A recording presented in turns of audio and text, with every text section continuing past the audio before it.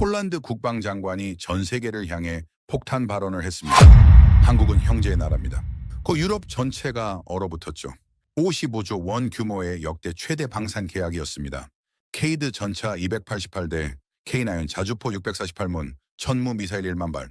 20년 동안 아시아 무기를 코웃음 치던 유럽이 갑자기 한국에 무릎을 꿇은 겁니다. 그런데 가장 충격받은 사람은 따로 있었습니다. 바로 저였죠. 폴란드 국방부에서 20년을 일한 야체크 노바크. 저는 그 뉴스를 보는 순간 주저앉고 말았습니다. 20년 전 독일에서 목격했던 그 장면이 떠올랐거든요. 휠체어에 앉은 한국인 노인이 쓰러지던 모습, 그리고 바닥에 흩어진 명함 조각들. 하지만 진짜 놀라운 건 따로 있었습니다. 그날 쓰러진 노인의 아들이 20년 후 제 앞에 나타났다는 사실이었죠. 그것도 폴란드를 구하러 온 사람으로요. 도대체 한국이 무슨 마법을 부린 걸까요? 어떻게 20년 만에 무시당하던 나라에서 유럽의 형제가 된 걸까요? 그리고 저는 왜 그 중심에 서게 된 걸까요? 70년 전 한국 전쟁터에서 시작된 인연이 있었습니다. 제 할아버지가 남긴 유언이 있었죠. 그 유언이 20년의 세월을 건너 폴란드와 한국을 다시 연결했습니다. 그 놀라운 이야기를 지금 시작합니다. 안녕하세요. 저는 폴란드 바르샤바에서 국방부 일을 하고 있는 야체크 노바크입니다. 올해로 45이 되었고 이 일을 시작한 지는 벌써 20년이 넘었죠. 2024년 2월의 어느 날이었습니다. 국방부 본청 3층 제 사무실에서 CNN 속보를 보고 있었죠. 화면에는 우리 국방장관 안제이 비에르니크가 서 있었습니다. 그 뒤로 태극기와 폴란드 국기가 나란히 펄럭이고 있었고요. 오늘 우리는 역사적인 결정을 발표합니다. 장관의 목소리가 스피커를 통해 울려 퍼졌습니다. 저는 커피잔을 내려놓았죠. 손이 떨려서 더 이상 들고 있을 수가 없었거든요. 폴란드는 대한민국과 55조 원 규모의 방산 계약을 체결했습니다. K2 전차 288대, K9 자주포 648문, 천무 다연장 로켓 시스템을 도입합니다. 그 순간 30년 전 기억이 파도처럼 밀려왔습니다. 할아버지 스타니스와프 노바크. 제가 15살 때 돌아가신 분이셨죠. 할아버지는 의사였습니다. 그리고 1950년에 한국에 갔었죠. 한국 전쟁 때 폴란드 의료지원단 소속으로요. 당시 폴란드는 공산주의 국가였고 공식적으로는 북한을 지원하는 입장이었습니다. 하지만 할아버지는 의사였어요. 부상자를 치료하는데 남과 북이 어디 있겠습니까? 할아버지가 돌아가시기 전날 밤이 떠올랐습니다. 병실에는 소독약 냄새가 가득했고 심장 모니터 소리만 규칙적으로 울리고 있었죠. 저는 할아버지 손을 잡고 있었습니다. 야체크. 할아버지가 제 이름을 부르셨어요. 목소리는 가늘었지만 눈빛은 또렷했습니다. 한국이라는 나라가 있다. 내가 젊었을 때 그곳에 갔었지. 네, 할아버지. 말씀하신 적 있으세요.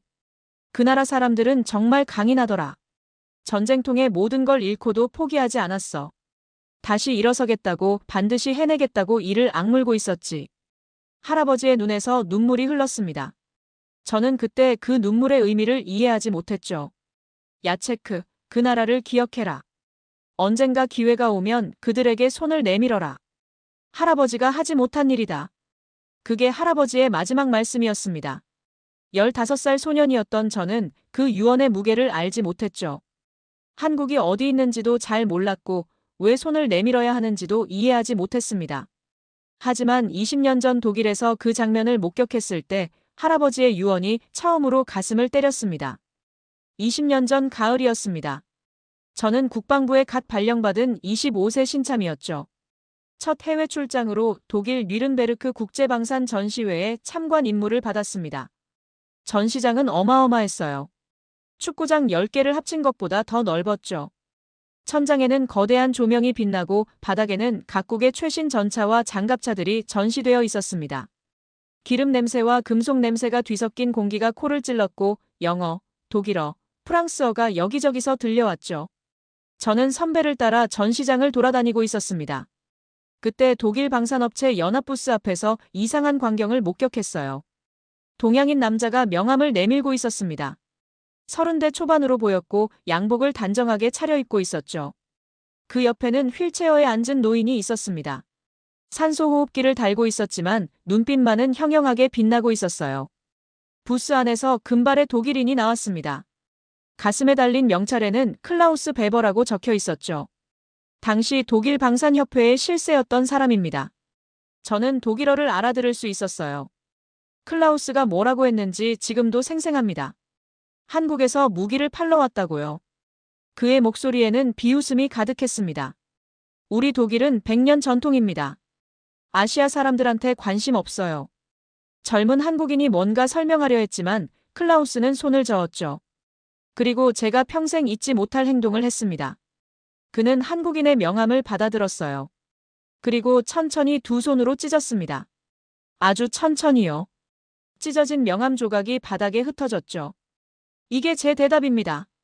다시는 연락하지 마세요. 주변 사람들이 킥킥거리며 웃었습니다. 저는 그 자리에 얼어붙었어요. 뭔가 해야 할 것 같은데 몸이 움직이지 않았죠. 그때 뒤에서 쿵 하는 소리가 들렸습니다. 휠체어에 앉아있던 노인이 쓰러진 거였어요.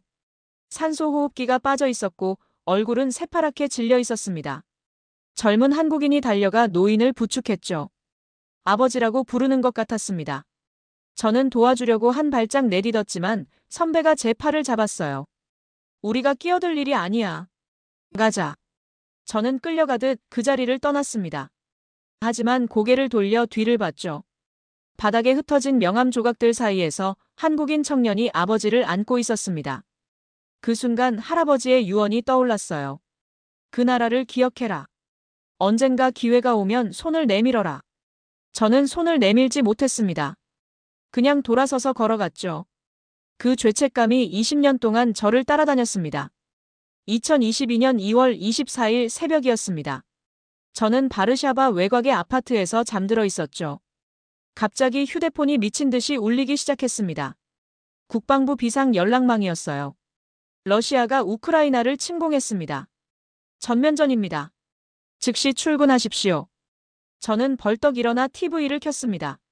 화면에는 탱크가 국경을 넘는 장면이 나오고 있었죠. 폭발음, 비명소리, 사이렌 소리가 뒤섞여 들려왔습니다. 키이우 상공에 미사일이 날아가는 영상도 있었어요. 아내 카타지나가 잠에서 깨어 제 옆에 섰습니다. 그녀의 얼굴은 창백했죠. 설마 우리한테도 오는 거 아니지? 저는 대답하지 못했습니다. 폴란드는 우크라이나와 국경을 맞대고 있었거든요. 역사적으로 우리는 러시아에게 수없이 침략당했습니다. 2차 대전 때는 나라가 통째로 사라졌고 냉전 시대에는 소련의 위성국가로 전락했죠. 1시간 만에 국방부에 도착했습니다. 건물 전체에 비상등이 켜져 있었고 복도마다 군인들이 뛰어다니고 있었어요. 대회의실에는 이미 장성들과 고위 관료들이 모여 있었습니다. 비에르니크 장관이 정면에 서 있었죠. 그의 얼굴에는 피로와 긴장이 뒤섞여 있었습니다. 상황 보고부터 하겠습니다. 작전 참모가 대형 스크린을 가리키며 설명을 시작했어요. 러시아군이 세 방향에서 우크라이나를 침공했다는 내용이었죠. 병력 규모는 20만 명 이상으로 추정되었습니다. 저는 지도를 바라보며 등골이 서늘해지는 걸 느꼈어요. 러시아군이 우크라이나를 점령하면 다음 목표는 어디일까요? 발트 3국일까요? 아니면 폴란드일까요? 회의가 본격적으로 시작되었습니다. 안건은 하나였죠. 긴급 전력 확충이었어요. 현재 우리 육군 전차 전력은 구형 레오파드 EA4와 PT-91로 구성되어 있습니다. 러시아의 최신 전차 T-14와 비교하면 성능이 뒤처집니다. 작전 참모의 보고에 장성들의 표정이 굳어졌어요. 자주포와 다연장 로켓 전력도 부족합니다. 현재 보유량으로는 대규모 지상전에 대응하기 어렵습니다. 비에르니크 장관이 손을 들었습니다. 해결책은 뭡니까? 어디서 무기를 구합니까? 그 질문에 회의실이 잠시 조용해졌죠. 외교협력국장이 조심스럽게 입을 열었습니다. 독일에 문의했습니다. 레오파드 EH를 추가 도입할 수 있는지요? 뭐라고 하던가요? 3년을 기다리라고 합니다. 생산 라인이 꽉 차 있어서 당장은 어렵다고요. 3년이라고요. 비에르니크 장관의 목소리가 높아졌습니다. 러시아 탱크가 국경에 있는데 3년을 기다리라고요. 프랑스에도 문의했습니다. 르클레르 전차와 카이사르 자주포요. 얼마나 걸린다던가요? 5년입니다. 회의실에 한숨 소리가 퍼졌어요. 저는 가슴이 답답해지는 걸 느꼈습니다. 유럽 동맹국들이 우리를 외면하고 있었던 거죠. 그때 저도 모르게 손을 들었습니다. 스스로도 놀랐어요. 국제협력국 부국장이라는 직책이 있었지만 이런 고위급 회의에서 발언하기에는 직급이 낮았거든요. 야체크 부국장, 하고 싶은 말이 있습니까? 비에르니크 장관이 저를 바라봤습니다. 모든 시선이 제게 쏠렸죠. 한국이 있습니다. 그 말이 입에서 튀어나왔어요. 회의실이 술렁거렸습니다. 한국이라고요? 네. 한국은 세계 9위 방산 수출국입니다. K 전차는 독일 레오파드 2와 동급 성능을 가지고 있고 K고 자주포는 이미 노르웨이, 핀란드, 에스토니아에서 운용 중입니다. 저는 떨리는 목소리로 설명을 이어갔어요. 사실 한국 방산에 대해 꾸준히 공부해 왔습니다. 이유는 저도 잘 몰랐어요. 그냥 할아버지의 유언 때문이었는지도 모르죠. 하지만 제 말이 끝나기도 전에 누군가 끼어들었습니다. 토마시 코발치크 장군이었어요. 친독일파의 수장이라고 불리는 사람이었죠. 아시아 무기라고요. 그의 목소리에는 경멸이 묻어 있었습니다. 한국은 나토 회원국이 아닙니다. 나토 표준에 맞지 않는 무기를 어떻게 운용합니까? 탄약 호환은요? 통신체계는요? 하지만 장군님, 성능 면에서는 성능이 문제가 아닙니다. 토마시 장군이 제 말을 잘랐어요. 우리는 유럽 국가입니다. 유럽 안보는 유럽이 책임져야 합니다. 아시아 무기를 들여오면 독일과 프랑스가 어떻게 생각하겠습니까? 나토 동맹에 금이 갈 수 있습니다. 저는 반박하고 싶었지만 더 이상 말할 수 없었어요. 회의실 분위기가 완전히 제 의견의 반대쪽으로 기울어 있었거든요. 비에르니크 장관이 손을 들어 정리했습니다. 일단 독일과 프랑스에 다시 협상해 보겠습니다. 납기를 앞당길 수 있는지요? 오늘 회의는 여기까지. 회의가 끝나고 저는 복도에서 토마시 장군과 마주쳤어요. 그가 제 어깨를 툭 치며 말했죠. 야체크, 자네 아직 젊어서 그래.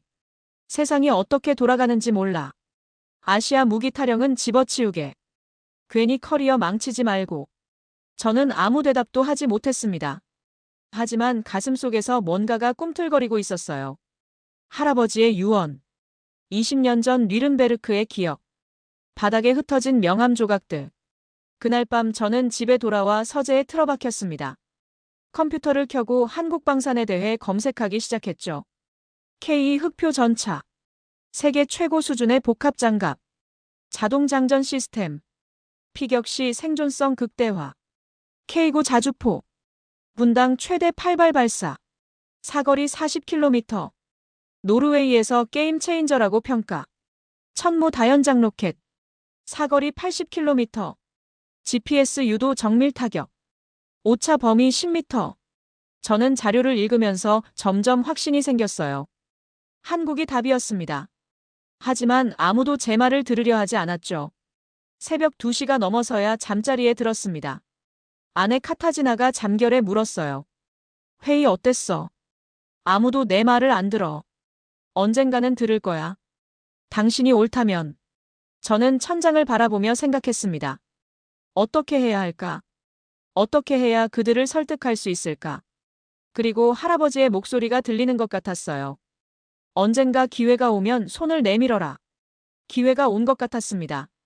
이번에는 놓치지 않을 거예요. 일주일이 지났습니다.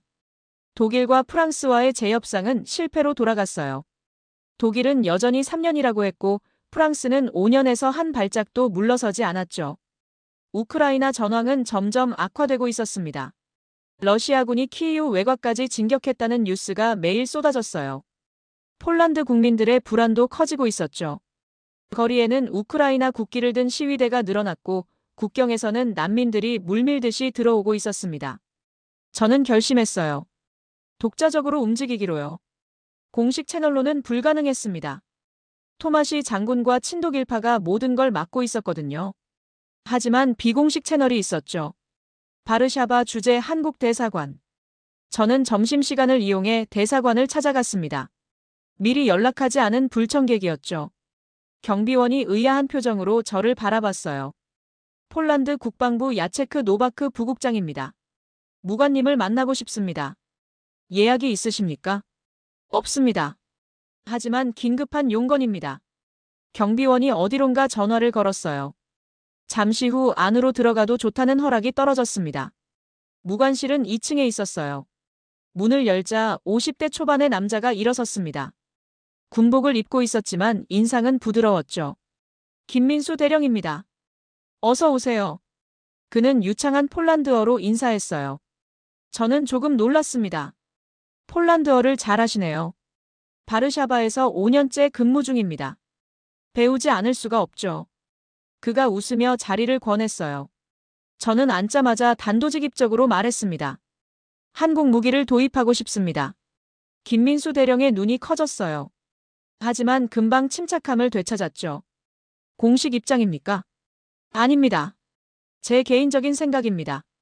하지만 상부를 설득할 방법을 찾고 있습니다. 김민수 대령이 잠시 침묵했어요. 그리고 천천히 입을 열었습니다. 러시아 침공 이후 저희도 상황을 주시하고 있습니다. 폴란드가 긴급하게 전력을 확충해야 한다는 건 압니다. 독일은 3년, 프랑스는 5년이라고 합니다. 너무 깁니다. 저도 들었습니다. 한국은 얼마나 걸립니까? 김민수 대령이 저를 똑바로 바라봤어요. 본사 확인이 필요하지만 6개월 안에 첫 납품이 가능할 겁니다. 6개월이라고요? 저는 귀를 의심했습니다. 독일이 3년 걸리는 걸 6개월에 한다고요? 어떻게 그게 가능합니까? 한국은 70년 동안 휴전선 너머에 100만 대군을 마주하고 살아왔습니다. 언제 전쟁이 터질지 모르는 상황에서요. 그래서 항상 준비하고 있습니다. 생산 라인도, 부품 재고도, 인력도요. 김민수 대령의 목소리에는 자부심이 담겨 있었어요. 저희는 전쟁을 압니다. 그래서 전쟁을 두려워하는 나라의 마음도 압니다. 그 말이 가슴에 와닿았습니다. 폴란드도 전쟁을 아는 나라였거든요. 역사적으로 수없이 침략당하고 분할되고 점령당한 나라. 그래서 지금 우크라이나 상황이 남의 일이 아니었던 거죠. 저는 1시간 넘게 김민수 대령과 이야기를 나눴어요. K 전차의 성능, K9 자주포의 전투 실적, 천무 시스템의 정밀도. 모든 게 제가 조사한 것과 일치했고 그 이상이었습니다. 대령님, 제가 상부를 설득할 수 있도록 도와주시겠습니까? 물론입니다. 하지만 한 가지 조건이 있습니다. 뭡니까? 공식 회의 자리가 마련되면 저희 본사에서 직접 오실 겁니다. 그분을 만나주세요. 그분이 누구입니까? 박준혁 본부장님. 20년 동안 유럽 시장을 두드려온 분입니다. 그분이 아니면 이 일을 성사시킬 수 없습니다. 저는 고개를 끄덕였어요. 알겠습니다. 회의 자리를 만들어 보겠습니다. 대사관을 나서면서 저는 한 가지 결심을 했습니다. 비에르니크 장관을 직접 만나야 했어요. 공식 채널을 우회해서요. 다행히 기회가 왔습니다. 다음 날 저녁 국방부 송년 행사가 있었거든요. 저도 초대받은 자리였죠. 행사장은 바르샤바 시내의 고급 호텔이었어요. 샴페인과 카나페가 오가는 가운데 장성들과 관료들이 삼삼오오 모여 대화를 나누고 있었습니다. 저는 비에르니크 장관을 찾았어요. 그가 혼자 창가에 서서 샴페인을 마시고 있었죠. 저는 용기를 내어 다가갔습니다. 장관님, 잠시 말씀드려도 될까요? 비에르니크 장관이 저를 바라봤어요. 야체크 부국장이군. 무슨 일인가? 저는 주변을 살폈습니다. 토마시 장군이나 친독일파 사람들이 보이지 않았어요. 저는 목소리를 낮췄습니다. 한국에 대해 말씀드리고 싶습니다. 비에르니크 장관의 눈썹이 올라갔어요. 지난 회의에서 자네가 언급했던 그 한국말인가? 네. 제가 한국 대사관을 다녀왔습니다. 6개월 안에 첫 납품이 가능하다고 합니다. 6개월이라고. 장관의 표정이 변했어요. 관심이 생긴 게 분명했죠. 어떻게 그게 가능한가? 한국은 항상 전쟁에 대비하고 있습니다. 생산 라인이 언제든 가동될 준비가 되어 있다고 합니다. 비에르니크 장관이 샴페인 잔을 내려놓았어요. 흥미롭군. 하지만 토마시 장군이 반대할 걸세. 알고 있습니다. 하지만 장관님께서 직접 만나보시면 어떨까요? 한국 측 본부장과요. 장관이 잠시 생각에 잠겼어요. 그리고 천천히 고개를 끄덕였습니다. 좋아. 한번 만나보지. 단, 비공식으로. 토마시한테는 알리지 말게. 감사합니다, 장관님. 저는 행사장을 나서자마자 김민수 대령에게 전화했어요. 장관이 만나겠다고 합니다. 48시간 안에 바르샤바로 올 수 있습니까? 전화기 너머로 잠시 침묵이 흘렀어요. 그리고 김민수 대령의 목소리가 들려왔습니다. 박 본부장님께 연락드리겠습니다. 오실 겁니다. 반드시요. 저는 전화를 끊고 밤하늘을 올려다봤어요. 별들이 반짝이고 있었습니다. 20년 만에 드디어 무언가가 시작되고 있었죠. 할아버지, 드디어 손을 내밀었습니다. 48시간 후였습니다. 바르샤바 쇼팽공항 입국장에서 저는 한 남자를 기다리고 있었어요. 서울발 비행기가 도착했다는 안내방송이 흘러나왔죠. 승객들이 하나둘 게이트를 통과해 나왔습니다. 저는 손에 든 팻말을 들어 올렸어요. 박준혁이라고 적힌 팻말이었죠. 얼마 지나지 않아 한 남자가 제 앞에 섰습니다. 40대 후반으로 보였고 짧은 머리에 단정한 정장을 입고 있었어요. 얼굴에는 피로가 묻어 있었지만 눈빛은 또렷했습니다. 야체크 노바크 부국장님이시죠? 네, 맞습니다. 박준혁입니다. 한화 유럽사업본부장입니다. 그가 손을 내밀었어요. 저는 그 손을 잡았습니다. 손바닥에서 굳은 살이 느껴졌죠. 책상에만 앉아있는 사람의 손이 아니었어요. 멀리서 오시느라 고생하셨습니다. 차로 이동하시죠. 저는 그를 주차장으로 안내했어요. 차를 타고 바르샤바 시내로 향하는 동안 창밖으로 거리 풍경이 스쳐갔습니다. 우크라이나 국기가 곳곳에 걸려 있었고 스탠드 위드 유크라인이라고 적힌 현수막도 보였죠. 박준혁 본부장이 창밖을 바라보며 말했어요. 폴란드도 긴장되시겠습니다. 네. 역사적으로 러시아에게 많이 당했거든요. 우크라이나 상황이 남의 일 같지 않습니다. 한국도 비슷합니다. 70년 동안 휴전선 하나 두고 북한과 대치하고 있으니까요.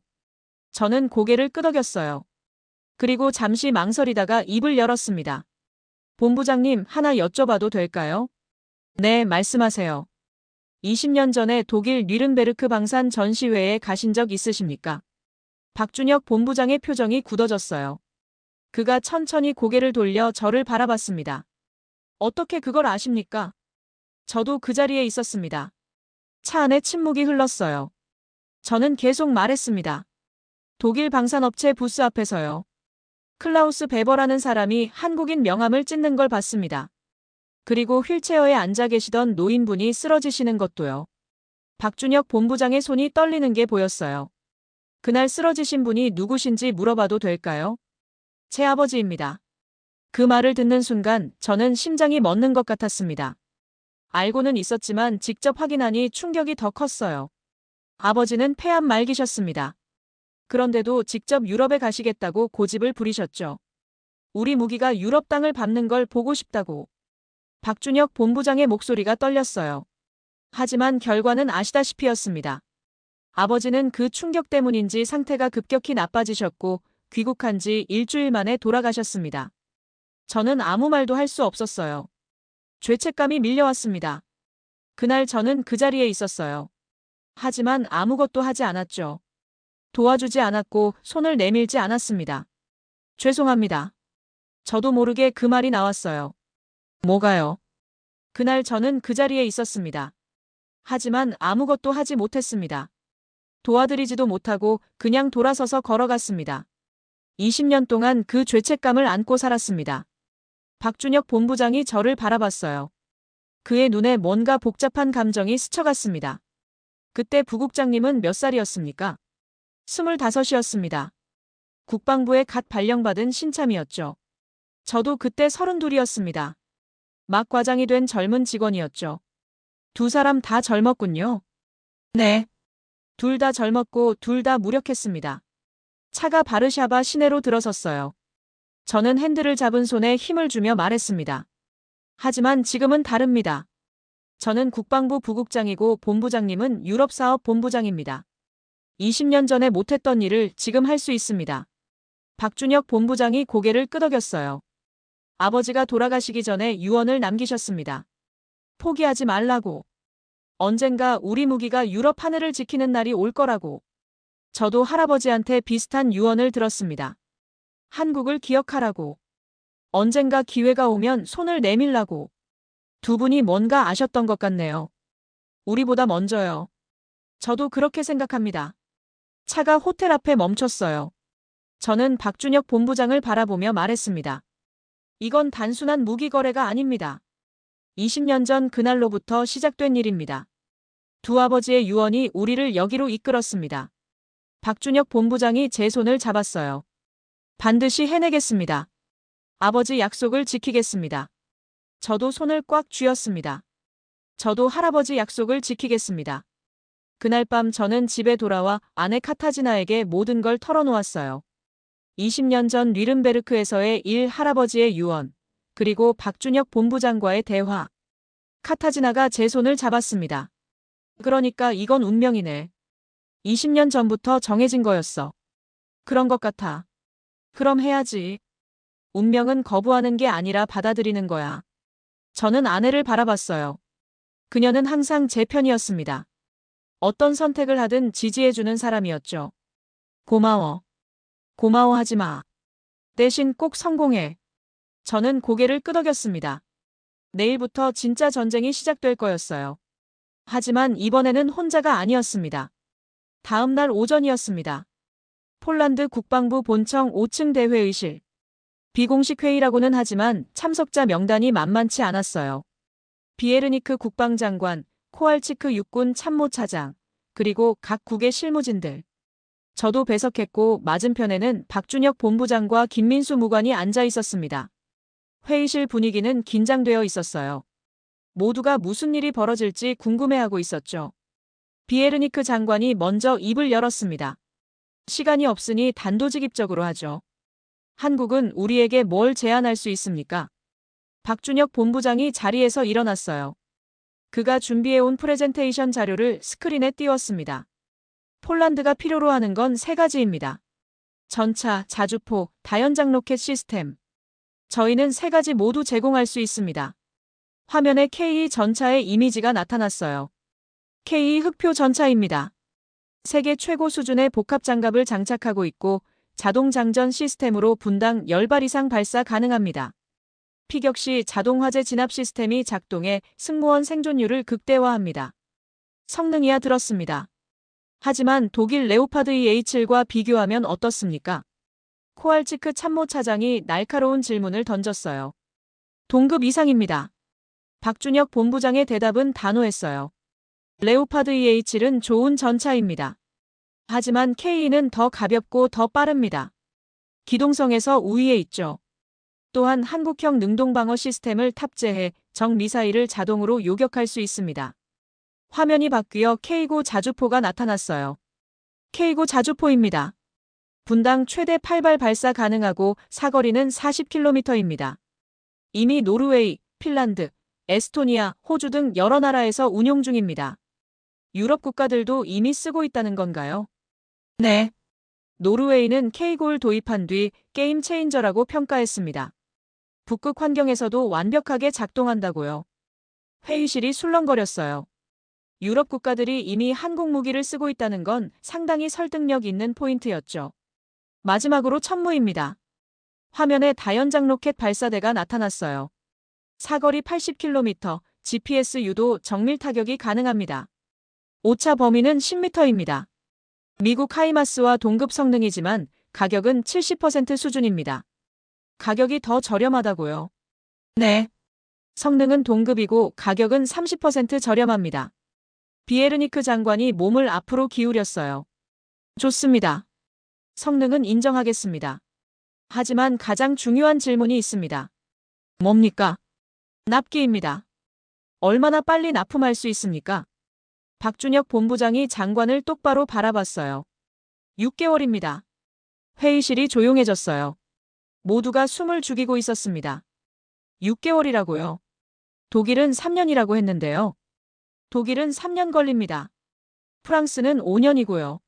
하지만 한국은 6개월이면 됩니다. 어떻게 그게 가능합니까? 저희는 항상 준비하고 있기 때문입니다. 박준혁 본부장의 목소리에 확신이 담겨 있었어요. 한국은 70년 동안 휴전선 너머에 100만 대군을 마주하고 살아왔습니다. 언제 전쟁이 터질지 모르는 상황에서요. 그래서 생산 라인이 언제든 가동될 준비가 되어 있습니다. 부품 재고도 충분하고 인력도 확보되어 있습니다. 그가 회의실을 둘러봤어요. 저희는 전쟁을 아는 나라입니다. 그래서 전쟁을 두려워하는 나라의 마음을 압니다. 독일과 프랑스는 평화에 익숙해져 있습니다. 하지만 저희는 다릅니다. 70년 동안 단 하루도 긴장을 풀어본 적이 없습니다. 회의실에 침묵이 흘렀어요. 박준혁 본부장의 말이 모두의 가슴에 와닿은 게 분명했습니다. 비에르니크 장관이 천천히 고개를 끄덕였어요. 인상적입니다. 확실히 좋은 제안입니다. 하지만 코알치크 참모차장이 손을 들었어요. 잠깐요. 몇 가지 우려가 있습니다. 그의 목소리에는 의심이 묻어 있었죠.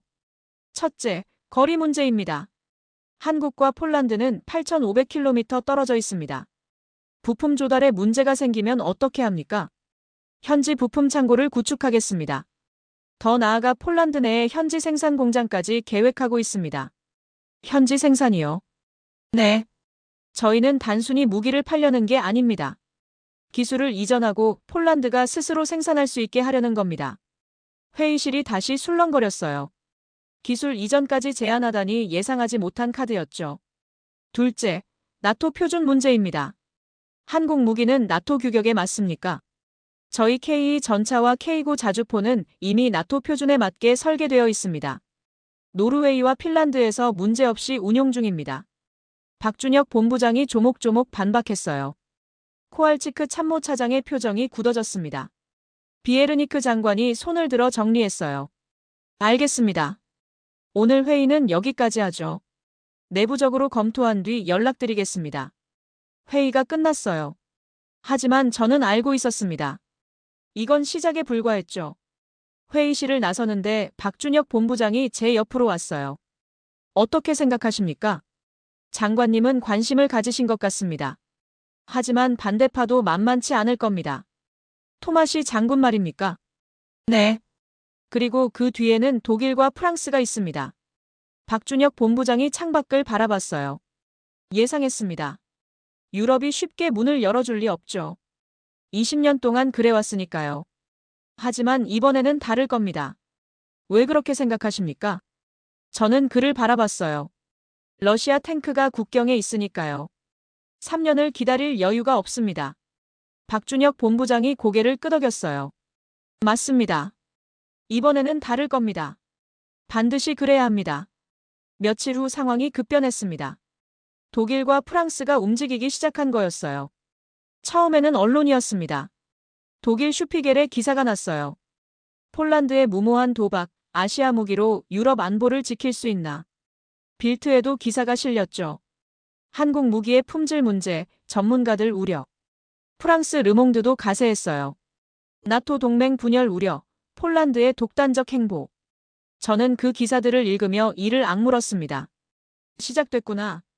유럽의 반격이. 하지만 언론은 시작에 불과했어요. 진짜 문제는 따로 있었습니다. 어느 날 오후 국방부 복도에서 토마시 장군과 마주쳤어요. 그 옆에는 낯선 여자가 있었습니다. 50대 초반으로 보였고 금발의 날카로운 눈매를 가지고 있었죠. 샤넬 정장을 빳빳하게 차려입고 있었어요. 야체크 소개해주지. 이자벨 모로시아. 프랑스에서 오셨어. 토마시 장군이 의미심장한 미소를 지으며 말했어요. 반갑습니다. 저는 형식적으로 인사했어요. 이자벨 모로. 그 이름을 들어본 적이 있었습니다.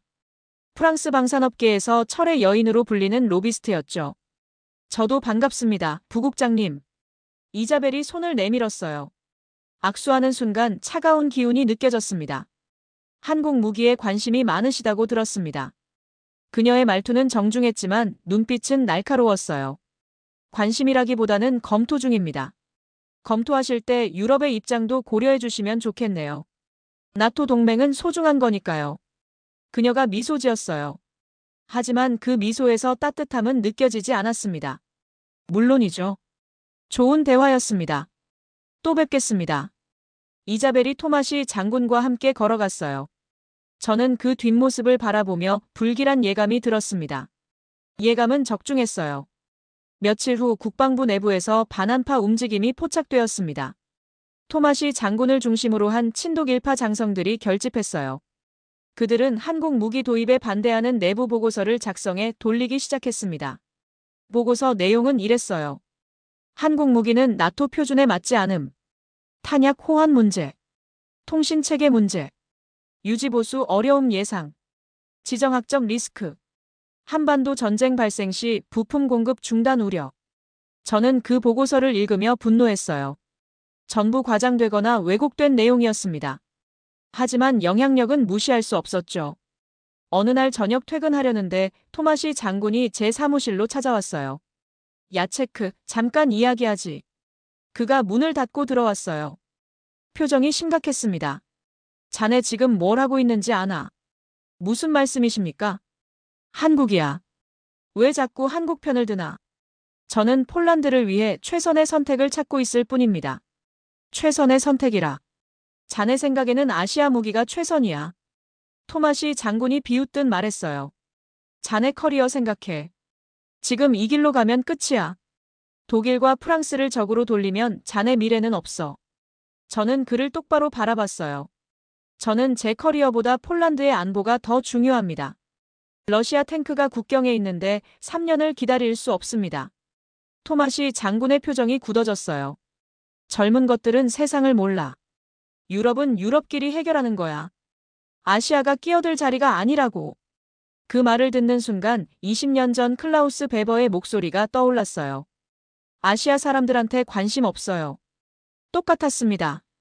20년이 지났는데 아무것도 변하지 않았어요. 장군님, 저는 생각이 다릅니다. 러시아가 침공했을 때 독일은 뭘 했습니까? 헬멧 5,000개 보내줬죠.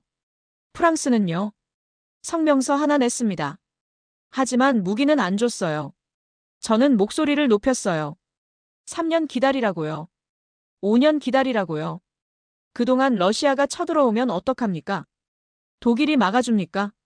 프랑스가 막아줍니까? 토마시 장군의 얼굴이 붉어졌어요.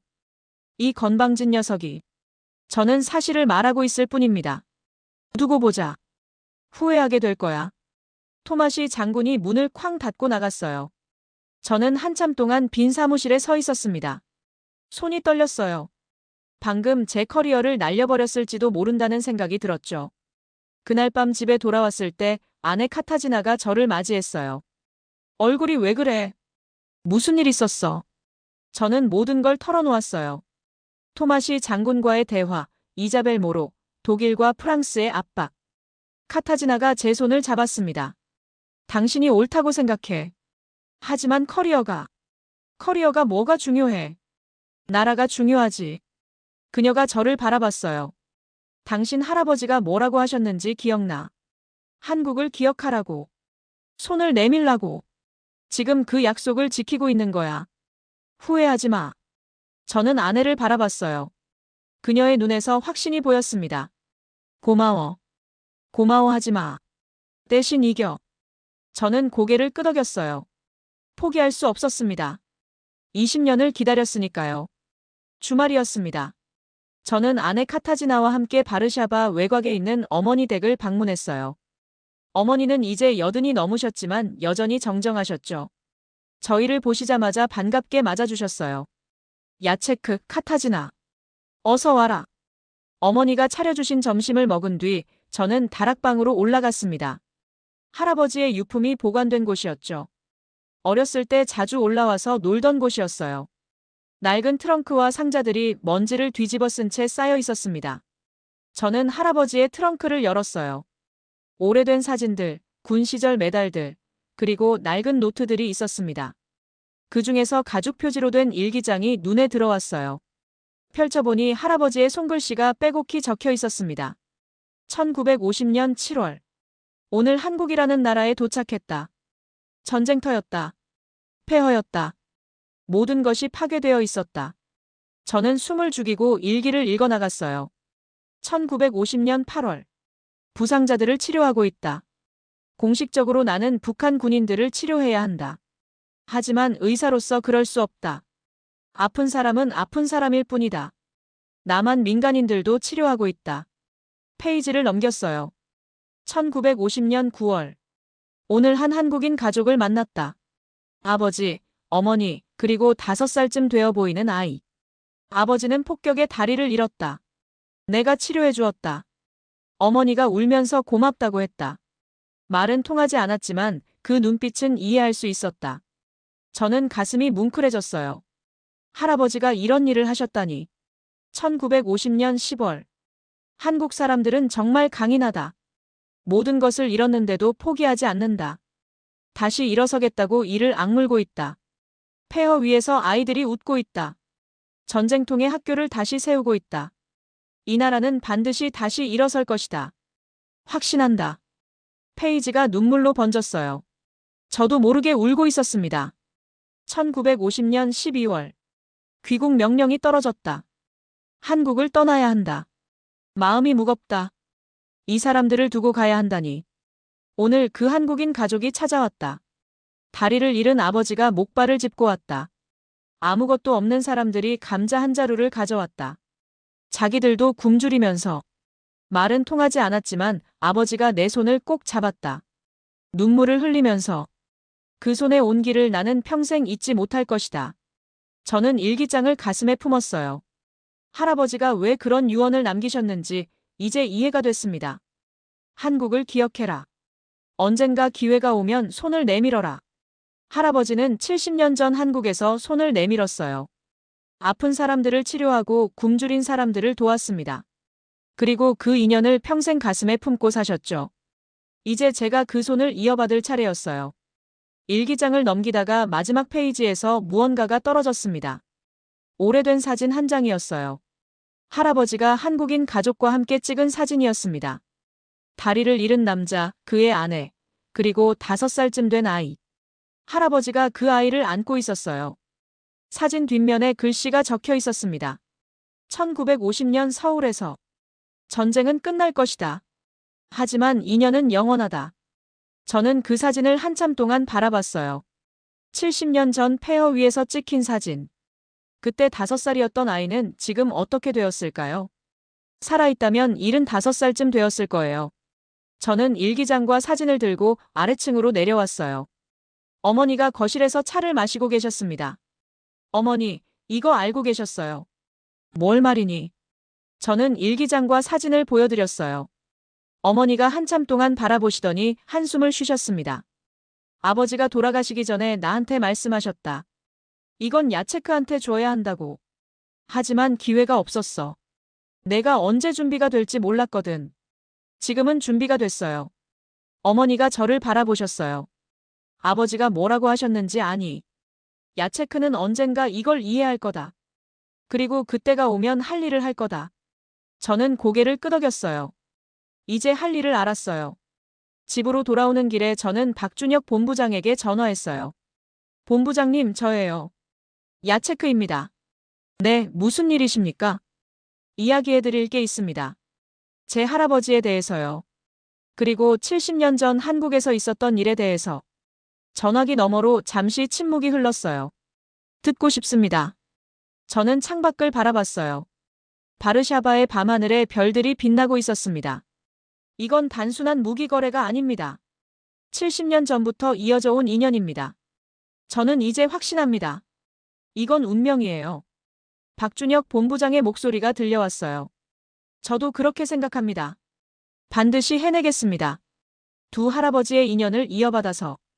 저는 전화를 끊고 사진을 바라봤어요. 70년 전 할아버지와 한국인 가족. 그리고 20년 전 뉘른베르크에서 쓰러진 노인. 모든 게 연결되어 있었습니다. 카타지나가 제 옆에 섰어요. 결심한 거야. 응. 끝까지 가볼 거야.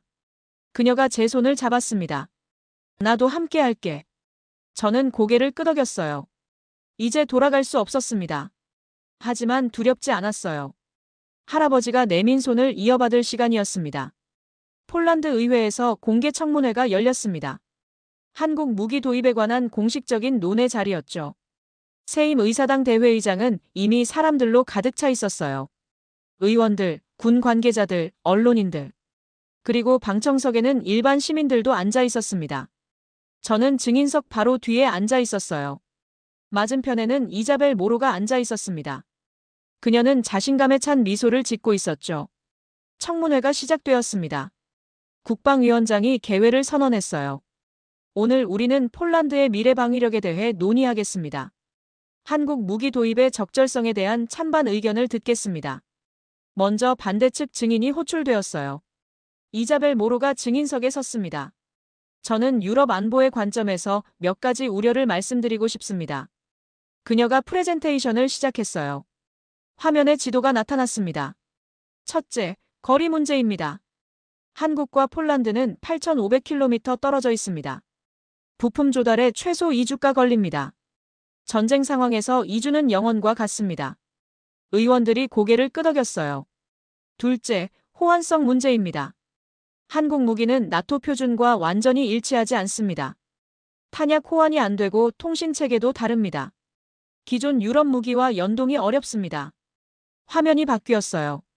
셋째, 정치적 리스크입니다. 한국은 북한과 휴전 상태입니다. 만약 한반도에 전쟁이 나면 어떻게 됩니까? 한국 정부가 자국 방어를 위해 수출을 중단하면요. 이자벨이 청중을 둘러봤어요. 유럽의 안보를 아시아에 맡길 수 있습니까? 저는 그렇게 생각하지 않습니다. 우리에게는 독일이 있고 프랑스가 있습니다. 100년 전통의 유럽 방산이 있습니다. 그녀가 자리에 앉았어요. 의원들 사이에서 웅성거리는 소리가 들렸습니다. 다음은 찬성 측 증인입니다. 박준혁 본부장님. 박준혁 본부장이 증인석에 섰어요. 그의 표정은 담담했습니다. 방금 제기된 우려들에 대해 답변드리겠습니다. 첫째, 거리 문제. 맞습니다. 8,500km는 멉니다. 하지만 저희는 이미 해결책을 가지고 있습니다. 화면에 지도가 나타났어요.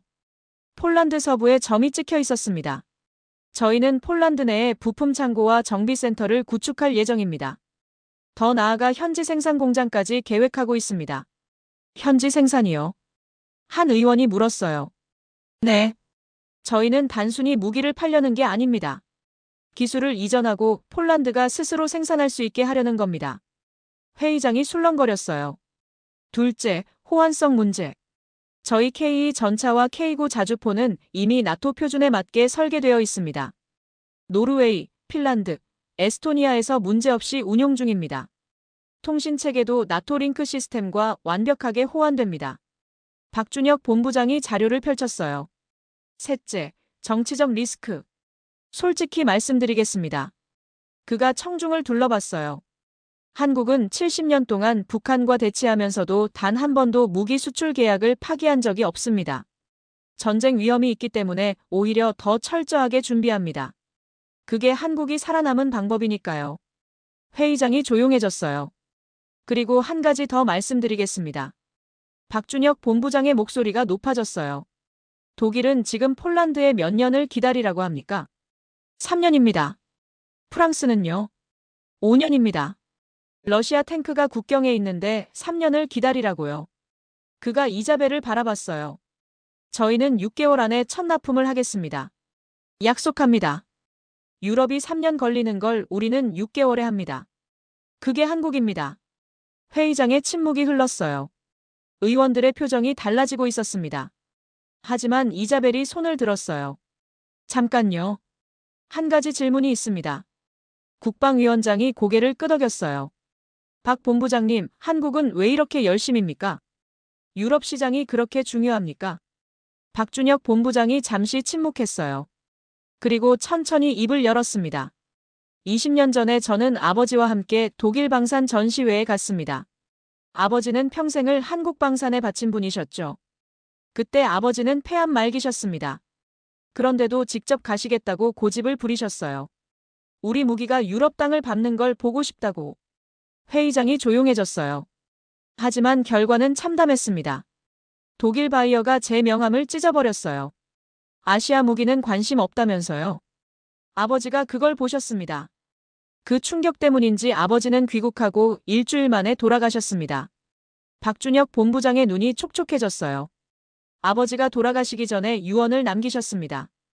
포기하지 말라고. 언젠가 우리 무기가 유럽 하늘을 지키는 날이 올 거라고. 저는 20년 동안 그 약속을 지키기 위해 달려왔습니다. 회의장에서 누군가 훌쩍이는 소리가 들렸어요. 이건 단순한 사업이 아닙니다.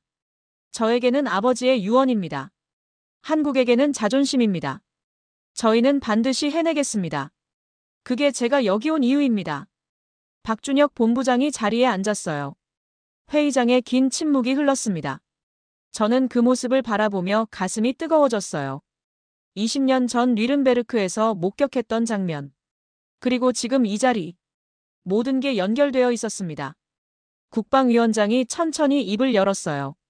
감사합니다. 오늘 청문회는 여기까지 하겠습니다. 의원들의 의견을 수렴한 뒤 결과를 발표하겠습니다. 청문회가 끝났어요. 하지만 싸움은 아직 끝나지 않았습니다. 청문회가 끝나고 며칠이 지났습니다. 상황은 여전히 불투명했어요. 여론은 반반으로 갈려 있었습니다. 한국 무기를 지지하는 목소리도 있었지만 반대하는 목소리도 만만치 않았죠. 독일과 프랑스 언론은 계속해서 비판 기사를 쏟아냈어요. 폴란드의 무모한 도박이라는 헤드라인이 매일같이 나왔습니다. 그러던 어느 날 아침이었습니다. 저는 사무실에서 국제뉴스를 확인하다가 눈을 의심했어요. 일본 아사히 신문에 예상치 못한 기사가 실렸거든요. 한국 방산, 아시아의 자존심. 유럽의 견제는 부당하다. 저는 기사를 자세히 읽어봤습니다. 내용은 충격적이었어요. 한국 방산 산업의 성장은 아시아 전체의 성과라는 논지였습니다. 유럽이 아시아 무기를 편화하는 것은 시대착오적 편견이며 K 전차와 K9 자주포는 이미 세계 최고 수준의 성능을 인정받았다고 적혀 있었죠. 폴란드의 선택은 합리적이며 존중받아야 한다는 결론이었습니다. 저는 믿을 수 없었어요. 일본 언론이 한국을 두둔하다니요. 역사적으로 한국과 일본은 복잡한 관계였거든요. 식민 지배의 역사, 영토 분쟁, 위안부 문제. 두 나라 사이에는 해결되지 않은 감정들이 산처럼 쌓여 있었습니다. 바로 박준혁 본부장에게 연락했어요. 그도 그 기사를 봤다고 했습니다. 그리고 뜻밖의 이야기를 들려줬죠. 일본 방산업계에서 먼저 손을 내밀었다고 했어요. 이번 건은 한국만의 싸움이 아니라는 거였습니다. 유럽은 오랫동안 아시아 전체를 무시해왔다고요. 일본도 유럽 시장에서 똑같은 차별을 경험했답니다. 기술력은 인정받으면서도 아시아라는 이유로 문전박대당한 적이 한두 번이 아니었던 거죠. 적의 적은 친구라는 말이 있습니다. 유럽의 오만함이 역사적인 라이벌을 뭉치게 만든 거였어요. 아사히뿐만 아니라 요미우리, 니케이도 비슷한 논조의 기사를 실을 예정이라고 했습니다. 그날 오후 폴란드 언론에도 관련 기사가 났어요. 일본마저 한국 편에 섰다는 내용이었죠. 여론이 움직이기 시작했습니다. 폴란드 국민들 사이에서 한국에 대한 관심이 급격히 높아졌어요. 인터넷 게시판에는 흥미로운 댓글들이 올라왔습니다.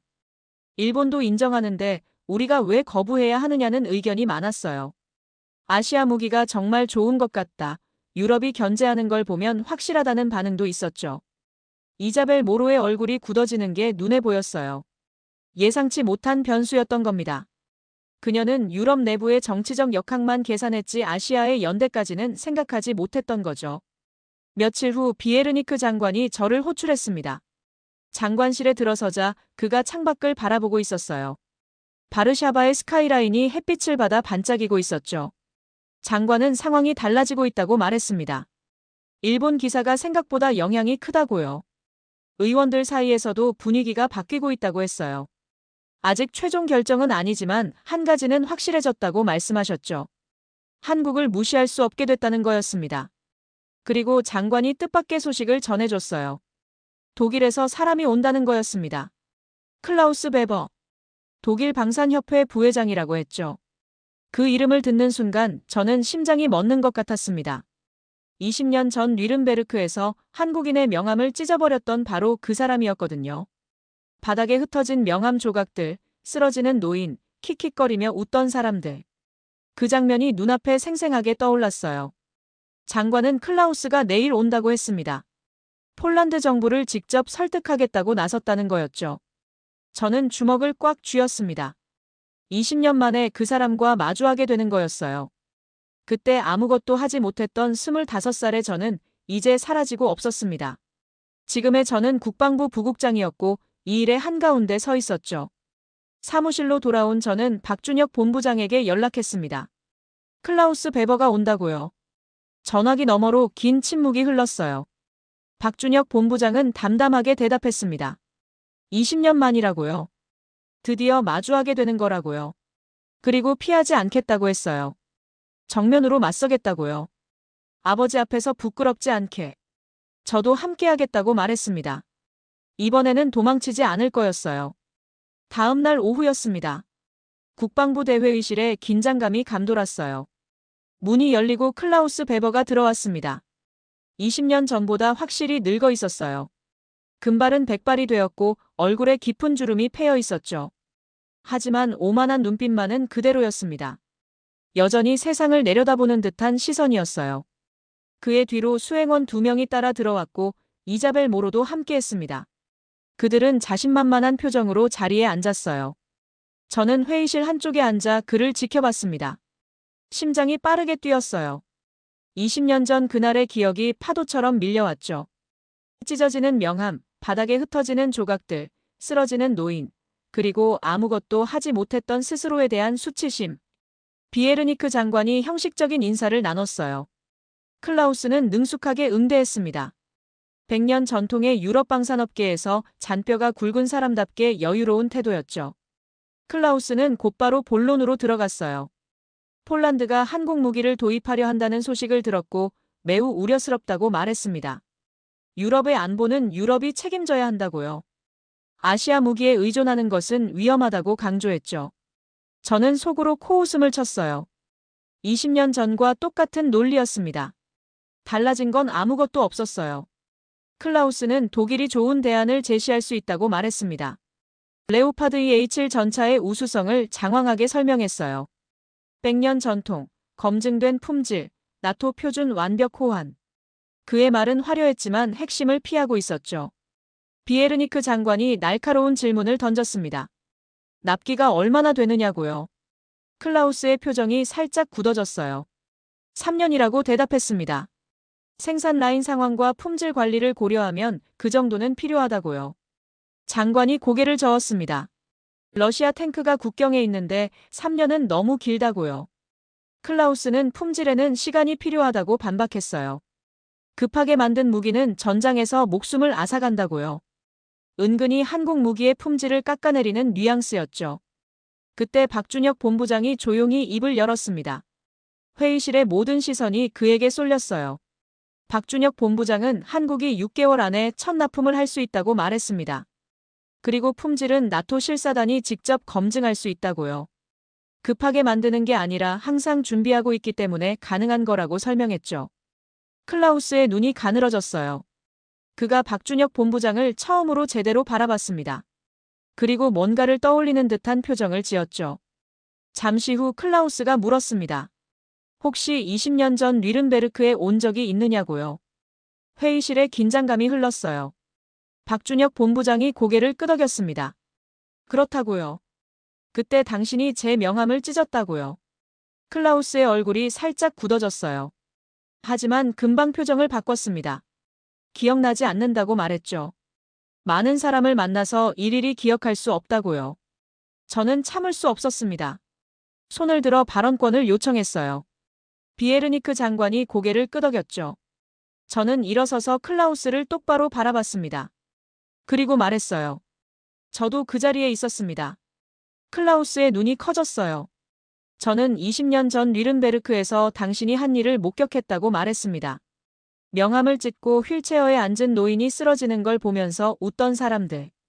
저는 그때 아무것도 하지 못했다고요. 하지만 지금은 다르다고 말했죠. 회의실이 조용해졌어요. 클라우스의 얼굴이 붉어졌다가 창백해졌습니다. 비에르니크 장관이 저를 바라봤어요. 그의 눈에 뭔가 복잡한 감정이 스쳐갔죠.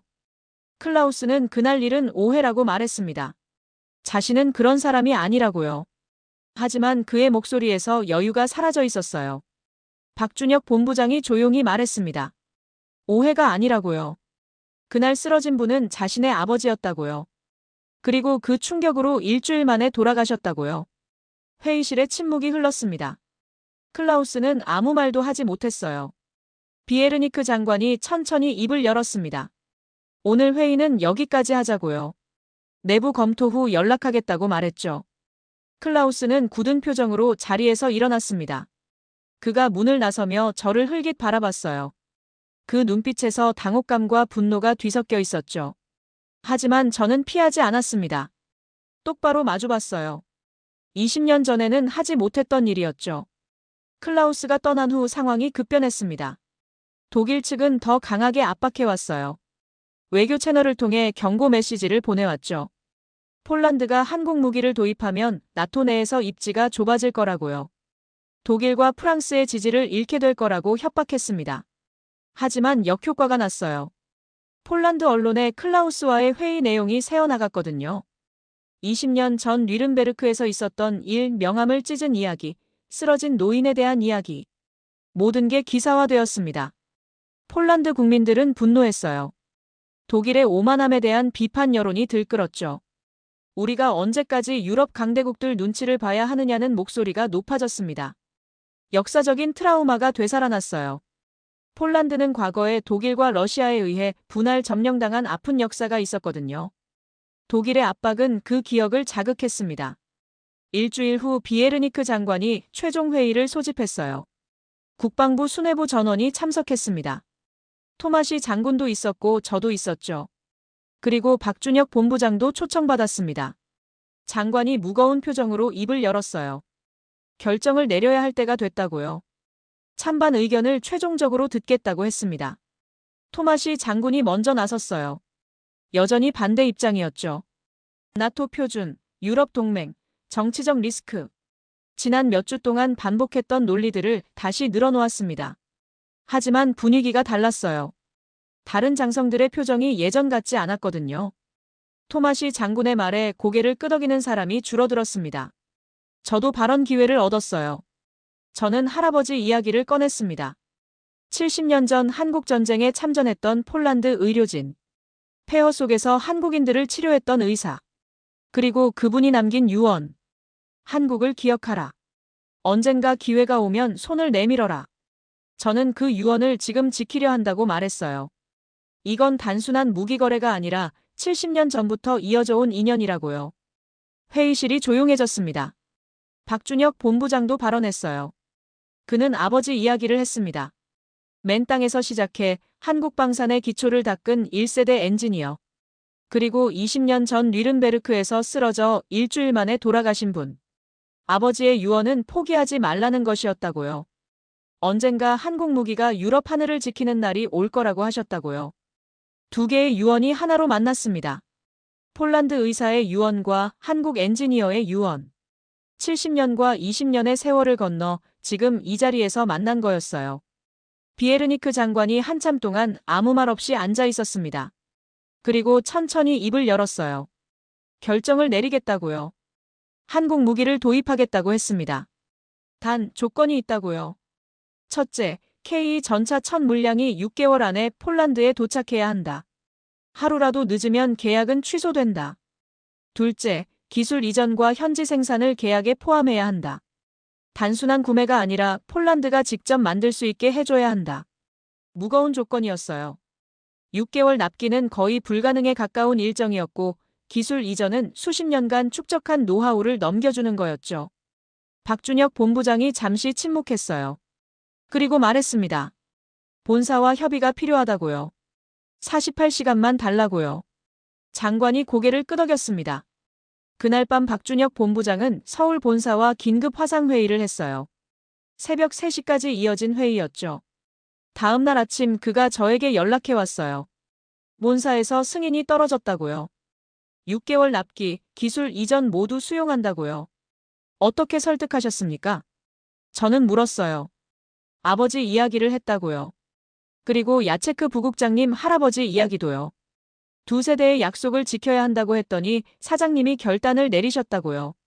저는 가슴이 뭉클해졌습니다. 그날 오후 공식 발표가 있었어요. 폴란드 정부가 한국과 55조 원 규모의 방산 계약을 체결한다는 내용이었죠.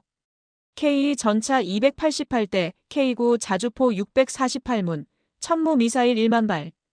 역사가 바뀌는 순간이었습니다. 계약이 체결된 후 진짜 전쟁이 시작되었습니다. 6개월 안에 첫 납품을 완료해야 했거든요. 저는 한국을 방문했어요. 직접 생산 현장을 확인하고 싶었거든요. 인천공항에 내려 창원으로 향했습니다. 한국의 방산 심장부라고 불리는 곳이었죠. 창원 공장에 도착했을 때 저는 입이 다물어지지 않았어요. 축구장 수십 개 크기의 거대한 공장이었습니다. 천장에는 형광등이 쏟아지고 있었고 바닥에는 전차와 자주포들이 줄지어 서 있었죠. 공장은 24시간 3교대로 풀가동되고 있었어요. 낮에도 밤에도 멈추지 않았습니다. 용접 불꽃이 여기저기서 튀었고 크레인이 쉴 새 없이 움직였죠. 저는 생산 라인을 따라 걸으며 관찰했어요. 노동자들의 얼굴에는 피로가 묻어 있었지만 눈빛은 또렷했습니다. 모두가 이 프로젝트의 의미를 알고 있는 것 같았죠. 생산 총괄 김진수 상무가 저를 안내해줬어요. 그는 솔직하게 말했습니다. 빠듯한 일정이라고요. 하지만 죽기 살기로 하고 있다고요. 직원들에게 상황을 설명했더니 자원자가 넘쳐났다고 했어요. 20년 만에 유럽 진출이라는 말에 모두들 눈빛이 달라졌다고요. 야근 수당도 안 받겠다는 사람들이 줄을 섰다고 했습니다. 저는 그 말을 듣고 가슴이 뜨거워졌어요. 이건 단순한 사업이 아니었습니다. 한국인들에게는 자존심이 걸린 문제였죠. 공장 한쪽에서 젊은 엔지니어를 만났어요. 20대 후반으로 보이는 여성이었습니다. 이서연이라고 자기소개를 했죠. K 전차 개발팀 소속이라고요. 그녀는 열정적으로 K의 기술적 특징을 설명해줬어요. 복합장갑의 구조, 자동장전 시스템의 원리, 능동방어 시스템의 작동 방식. 전문 용어가 쏟아졌지만 그녀의 설명은 명쾌했습니다. 왜 이렇게 열심히 합니까? 저는 물었어요. 그녀가 잠시 생각하더니 대답했습니다. 아버지가 방산 엔지니어셨다고요. 평생을 이 일에 바치셨다고요. 돌아가시기 전에 말씀하셨대요. 언젠가 우리 기술이 세계를 놀라게 할 거라고. 그 약속을 지키고 싶다고 했습니다. 또 아버지의 유언이었어요. 이 나라 전체가 아버지 세대의 꿈을 이어받아 달리고 있었습니다. 저는 4일 동안 창원에 머물렀어요. 공장뿐만 아니라 협력업체들도 방문했습니다. 부품을 만드는 중소기업, 소프트웨어를 개발하는 스타트업, 품질 검사를 담당하는 연구소. 모든 곳이 풀가동 상태였죠. 인상적인 건 사람들의 태도였어요. 불평하는 사람이 없었습니다.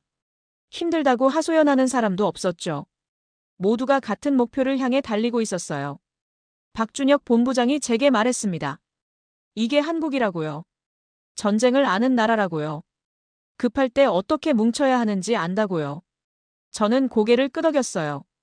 폴란드도 비슷한 역사를 가지고 있었거든요. 전쟁과 침략, 그리고 다시 일어서는 과정. 두 나라가 통하는 이유가 있었습니다. 귀국 전날 밤 저는 호텔방에서 창밖을 바라봤어요. 창원 공장의 불빛이 밤하늘을 밝히고 있었습니다.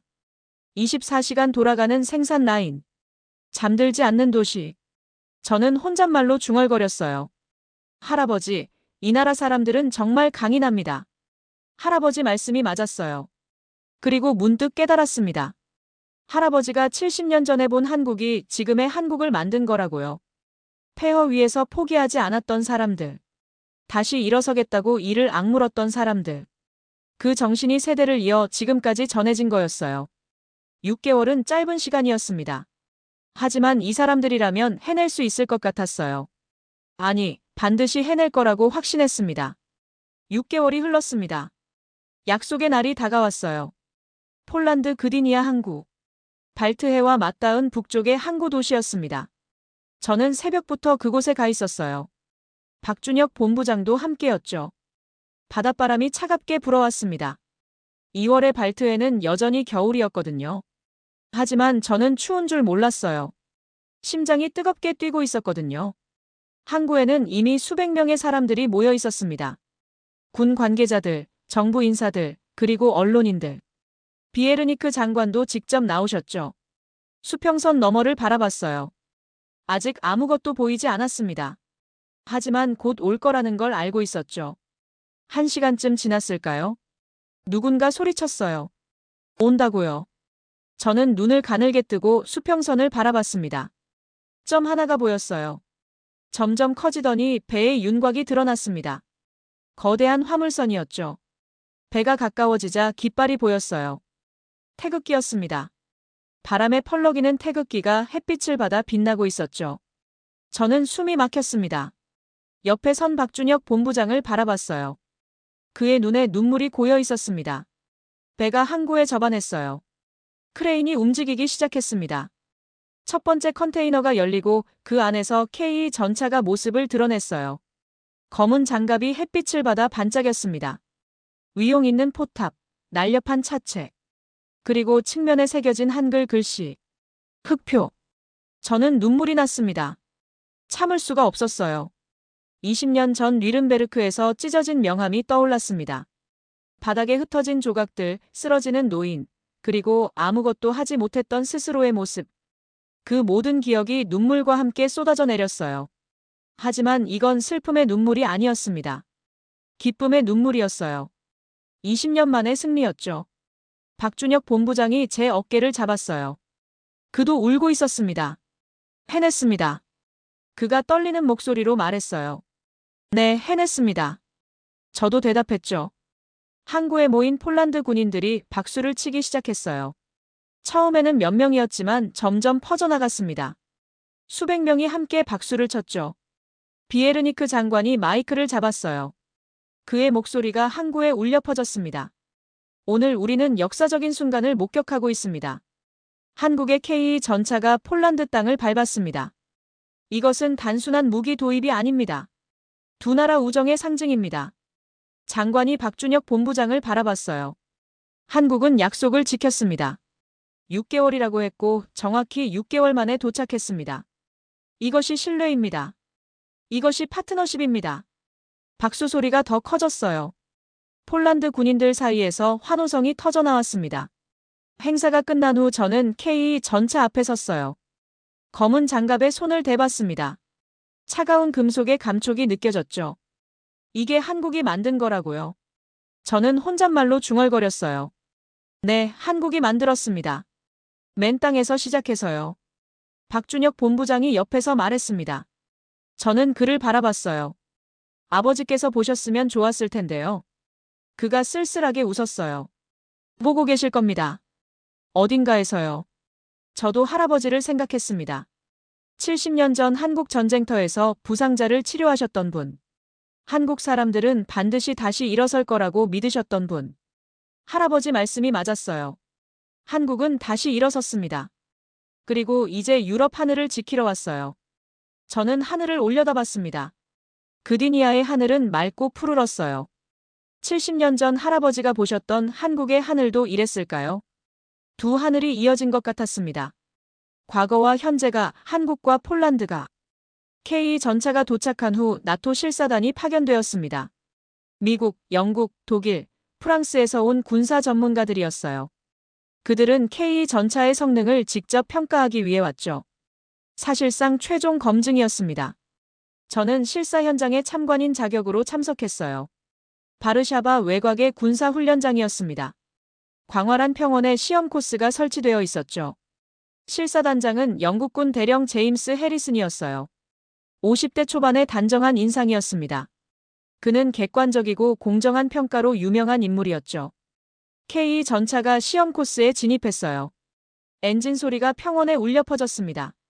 첫 번째 테스트는 기동성이었어요. K가 출발선을 출발했습니다. 놀라운 속도였어요. 55톤의 거구가 마치 스포츠카처럼 달렸죠. 급커브에서도 안정적이었고 언덕을 오르내릴 때도 흔들림이 없었습니다. 독일 실사관의 표정이 굳어지는 게 보였어요. 그는 연신 수첩에 뭔가를 적고 있었죠. 두 번째 테스트는 화력이었습니다. K가 정지하고 포탑이 움직였어요. 2000m 거리에 있는 표적을 조준했죠. 쾅! 주포가 불을 뿜었어요. 표적이 산산조각 났습니다. 정확한 명중이었죠. 연속 사격 테스트가 이어졌어요. K의 자동장전 시스템이 빛을 발했습니다. 분당 8발. 사수가 조준만 하면 장전은 자동으로 이루어졌죠. 사람이 직접 장전하는 레오파드 EH7보다 확실히 빨랐어요. 해리슨 대령이 고개를 끄덕였습니다. 그의 얼굴에 감탄하는 기색이 역력했죠. 세 번째 테스트는 방어력이었어요. 시뮬레이션 피격 테스트가 진행됐습니다. K의 복합 장갑이 얼마나 효과적인지, 능동 방어 시스템이 제대로 작동하는지 검증하는 과정이었죠. 결과는 놀라웠어요. K의 방어력은 예상을 뛰어넘었습니다. 특히 피격 시 자동 화재 진압 시스템은 실사관들의 찬사를 받았죠. 승무원 생존율을 극대화하는 설계였거든요. 모든 테스트가 끝난 후 해리슨 대령이 실사단을 대표해 발언했어요. 그의 표정은 진지했습니다. 솔직히 말씀드리겠습니다. K 전차는 레오파드 EH, 에이브람스와 동급 이상의 성능을 보유하고 있습니다. 특히 자동장전 시스템과 피격 시 생존성에서 우수합니다. 가격 대비 성능은 최고 수준으로 평가됩니다. 회의실이 술렁거렸어요. 독일 실사관의 얼굴이 붉어졌습니다. 해리슨 대령이 말을 이었어요. 폴란드의 선택은 합리적이었습니다. 나토 동맹국으로서 우리는 이를 존중하고 지지합니다. 공식 보고서가 작성되었어요. 나토 본부로 전송되었죠. K 전차가 나토 표준에 부합하며 우수한 성능을 가졌다는 내용이었습니다. 이 소식은 빠르게 퍼져나갔어요. 유럽 각국 언론이 보도했죠. 한국 전차, 나토 인증 획득. 유럽 방산 지각 변동 예고. 독일 슈피겔은 이번에는 다른 논조의 기사를 실었어요. 한국에게 배워야 할 때. 우리는 왜 뒤처졌나? 20년 전 아시아 무기를 비웃던 나라가 이제 배워야 한다고 말하고 있었습니다. 세상이 정말 바뀐 거였어요. 실사가 끝난 후 해리슨 대령이 저에게 다가왔어요. 그가 손을 내밀었습니다. 좋은 선택을 하셨습니다, 부국장님. 저는 그 손을 잡았어요. 감사합니다. 그가 웃으며 말했습니다. 솔직히 처음에는 의구심이 있었습니다. 아시아 무기라서가 아니라 너무 좋은 조건이라서요. 뭔가 함정이 있을 거라고 생각했죠. 하지만 직접 보니까 알겠습니다. 한국은 진짜였습니다. 저는 고개를 끄덕였어요. 한국은 약속을 지키는 나라입니다. 그게 가장 중요한 거죠. 무기 성능보다 더요. 해리슨 대령이 돌아서서 걸어갔어요. 저는 그 뒷모습을 바라보며 생각했습니다. 이제 시작이라고요. 폴란드는 첫 번째였지만 마지막은 아닐 거라고요. 연쇄 반응이 시작되고 있었습니다. 나토 인증 후 프로젝트는 다음 단계로 넘어갔습니다. 현지 생산 공장 건설이었죠. 장소는 폴란드 서부의 작은 마을 고르프였어요. 독일 국경에서 단 10km 떨어진 곳이었습니다. 이 위치 선정에는 상징적인 의미가 있었죠. 공장 건설은 빠르게 진행되었어요. 한국과 폴란드 노동자들이 함께 일했습니다. 언어는 달랐지만 목표는 같았죠. 저는 건설 현장을 자주 방문했어요. 땅을 파고 기초를 다지고 철골을 세우는 과정을 지켜봤습니다. 맨 땅에서 무언가가 만들어지는 걸 보는 건 감동적인 일이었죠. 1년이 지나 공장이 완공되었어요. 축구장 20개 크기의 거대한 시설이었습니다. 최첨단 자동화 생산 라인이 갖춰져 있었죠.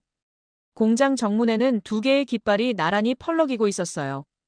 태극기와 폴란드 국기. 그 아래에는 한글과 폴란드어로 쓴 표지판이 있었습니다. 한화 폴란드 천무 생산 공장. 유럽 최초의 한국 방산 현지 생산 시설. 저는 그 광경을 바라보며 숨이 막혔어요. 믿기지 않았습니다. 20년 전 뉘른베르크에서 명함이 찢어지던 날, 이런 날이 올 거라고 상상이나 했을까요? 준공식 날이 밝았습니다. 전 세계 언론이 몰려왔어요. CNN, BBC, 슈피겔, 르몽드. 모두가 이 역사적인 순간을 취재하러 왔죠. 공장 앞 광장에는 수천 명의 사람들이 모여 있었어요.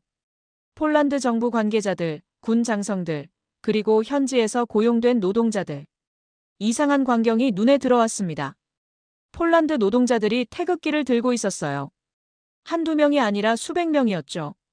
그들이 저를 보자 환호성을 지르기 시작했어요. 코레아, 코레아. 저는 당황했습니다. 마치에, 아니 지금은 국제협력국장이 된 마치에 코발스키가 설명해줬어요. 노동자들이 자발적으로 준비한 거라고요. 이 공장 덕분에 2,500명이 일자리를 얻었거든요. 고르프는 원래 쇠락하던 마을이었는데 이제 활기를 되찾았다고요. 한 노동자가 다가왔어요. 50대 중반의 남자였습니다. 그가 서툰 영어로 말했습니다. 땡큐, 코리아. 그의 눈에 눈물이 고여 있었어요. 저도 눈물이 났습니다. 준공식이 시작되었어요. 비에르니크 장관이 연단에 올랐습니다. 그의 뒤로는 거대한 천무 발사대가 전시되어 있었죠. 측면에는 메이드 인 폴란드라는 글씨가 새겨져 있었어요. 장관이 마이크를 잡았습니다. 오늘은 역사적인 날입니다. 2년 전 저는 한국을 형제의 나라라고 불렀습니다. 많은 사람들이 의아해했죠. 왜 먼 아시아 국가를 형제라고 부르느냐고요. 그가 청중을 둘러봤어요. 오늘 그 이유를 보여드리겠습니다. 이 공장을 보십시오. 한국은 단순히 무기를 판 게 아닙니다. 기술을 이전했습니다. 일자리를 만들었습니다. 폴란드가 스스로 방어할 수 있는 능력을 선물했습니다. 박수 소리가 터져 나왔어요. 독일은 3년을 기다리라고 했습니다. 프랑스는 5년이라고 했습니다. 그들은 무기를 팔면서 우리를 고객으로 봤습니다. 하지만 한국은 달랐습니다. 한국은 우리를 파트너로 봤습니다. 형제로 봤습니다. 장관의 목소리가 높아졌어요. 그래서 6개월 만에 납품했고 기술을 아낌없이 나눴고 이 공장까지 지어줬습니다. 이것이 진정한 동맹입니다. 이것이 형제의 의미입니다. 광장에 환호성이 울려 퍼졌어요. 사람들이 태극기와 폴란드 국기를 함께 흔들었습니다. 장관이 저를 바라봤어요. 야체크 노바크 부국장님, 일어나 주시겠습니까? 저는 당황했습니다. 예상하지 못한 일이었거든요. 이분이 이 모든 일의 시작점이었습니다. 2년 전 한국을 제안한 분이죠. 반대에 부딪히면서도 포기하지 않았습니다. 장관이 제게 고개를 숙였어요. 감사합니다. 부국장님, 당신의 용기가 오늘을 만들었습니다. 청중이 일어나 박수를 쳤어요.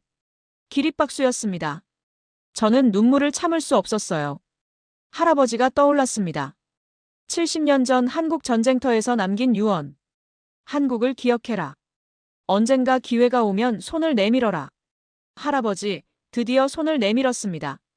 그리고 그 손이 이런 결과를 만들었어요. 준공식이 끝난 후 리셉션이 열렸습니다. 샴페인이 터지고 축하 인사가 오갔어요. 각국 언론 취재진이 인터뷰를 요청해왔죠. 저는 바쁘게 돌아다니며 사람들을 만났습니다. 모두가 축하해줬어요. 대단한 일을 해냈다고요. 하지만 마음 한구석이 허전했어요. 이 자리에 있어야 할 사람들이 없었거든요. 할아버지, 그리고 박준혁 본부장의 아버지. 리셉션장 한쪽에서 박준혁 본부장을 발견했어요.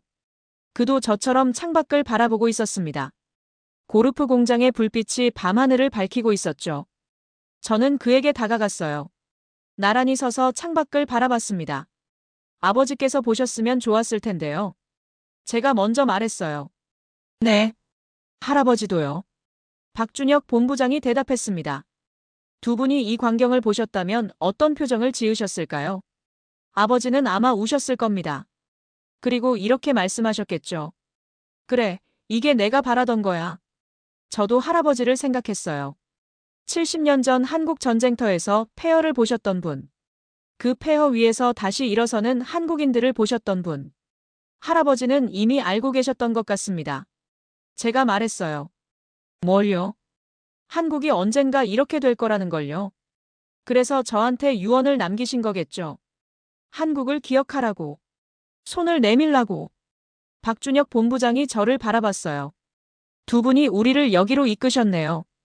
네. 70년과 20년의 유언이 만나 이 결과를 만들었습니다. 저는 창밖을 바라봤어요. 공장의 불빛이 별처럼 반짝이고 있었습니다. 이건 우리만의 성과가 아닙니다. 두 세대에 걸친 노력의 결과예요. 박준혁 본부장이 고개를 끄덕였어요. 그렇습니다. 그리고 다음 세대에게 물려줘야죠. 그때 누군가 제 어깨를 두드렸어요. 아들 미하우였습니다. 폴란드 육군 사관학교생도 복장을 하고 있었죠. 아버지. 미하우가 저를 바라봤어요. 자랑스럽습니다. 저는 아들을 안았어요. 미하우는 22살이었습니다. 곧 장교로 임관할 예정이었죠. 어쩌면 그가 K 전차를 몰게 될지도 몰랐어요. 너희 세대가 이어받을 거다. 제가 말했어요. 알고 있어요. 준비되어 있습니다. 미하우가 단단한 목소리로 대답했습니다. 박준혁 본부장이 미하우를 바라봤어요. 아들분이군요. 네. 제 아들 미하우입니다. 미하우가 공손하게 인사했어요. 좋은 아버지를 두셨습니다. 박준혁 본부장이 말했습니다. 저도 좋은 아들을 뒀습니다. 서울에서 엔지니어로 일하고 있어요. 이번 프로젝트에 참여했죠. 세대가 이어지고 있군요. 제가 말했어요. 네. 그게 중요한 겁니다. 한 세대의 노력이 다음 세대로 전해지는 것. 그래야 나라가 발전하는 거죠. 저는 창밖을 바라봤어요. 고르프 공장의 불빛 너머로 별들이 빛나고 있었습니다. 할아버지가 70년 전에 뿌린 씨앗이 오늘 꽃을 피웠습니다. 그리고 이 꽃이 다시 씨앗이 되어 다음 세대로 전해지겠죠. 박준혁 본부장도 창밖을 바라봤어요. 아버지가 20년 전에 품었던 꿈이 오늘 이루어졌습니다. 하지만 이건 끝이 아니에요. 새로운 시작이죠. 두 사람은 나란히 서서 밤하늘을 바라봤습니다. 폴란드와 한국의 하늘이 같은 별을 공유하고 있었어요. 형제의 나라. 비에르니크 장관이 한 말이 떠올랐습니다. 처음에는 그냥 수사적 표현이라고 생각했어요. 하지만 지금은 알았습니다. 진심이었다는 걸요. 두 나라는 정말 형제가 되어 있었습니다. 역사와 고통과 희망을 공유하는 형제. 리셉션이 한창일 때였습니다. 누군가 제 어깨를 두드렸어요. 돌아보니 뜻밖의 사람이 서 있었습니다. 클라우스 베버였어요. 20년 전 뉘른베르크에서 명함을 찢었던 바로 그 사람. 그가 여기 왜 있는 거죠? 저는 당황했습니다. 클라우스의 표정은 이전과 달랐어요. 오만함이 사라지고 뭔가 복잡한 감정이 서려 있었습니다. 주름진 얼굴에 피로가 묻어 있었죠. 잠깐 이야기할 수 있겠습니까? 그가 조용히 말했어요. 저는 망설였습니다. 하지만 고개를 끄덕였죠. 리셉션장 한쪽 조용한 곳으로 이동했어요. 창밖으로 고르프 공장의 불빛이 보였습니다. 클라우스가 먼저 입을 열었어요. 오늘 뉴스에서 당신을 봤습니다. 비에르니크 장관이 당신을 치하하는 모습을요. 그래서 왔습니다. 무슨 용건이십니까? 사과하러 왔습니다. 저는 귀를 의심했어요. 클라우스 베버가 사과한다고요? 그가 주머니에서 무언가를 꺼냈습니다. 낡은 종이 조각이었어요. 테이프로 어설프게 붙여져 있었습니다. 저는 그걸 보자마자 알아봤어요. 20년 전 찢어졌던 명함이었습니다. 박준혁 본부장 아버지의 명함. 20년 동안 가지고 있었습니다. 클라우스가 말했어요. 왜요? 그날 이후로 계속 마음에 걸렸습니다. 당신들이 떠난 후 바닥에 흩어진 조각들을 주었어요. 왜 그랬는지는 저도 모르겠습니다. 그냥 그래야 할 것 같았어요. 저는 명함 조각을 바라봤어요. 20년의 세월이 담겨 있었습니다. 그날 휠체어에 앉아 계시던 분이 쓰러지셨죠. 나중에 들었습니다. 얼마 후 돌아가셨다고요. 클라우스의 눈이 촉촉해졌어요. 저는 그때 오만했습니다. 독일 방사는 100년 전통이니까 아시아 사람들은 상대도 안 된다고 생각했죠. 하지만 틀렸습니다. 그가 고개를 숙였어요. 당신들이 옳았습니다. 한국은 해냈습니다.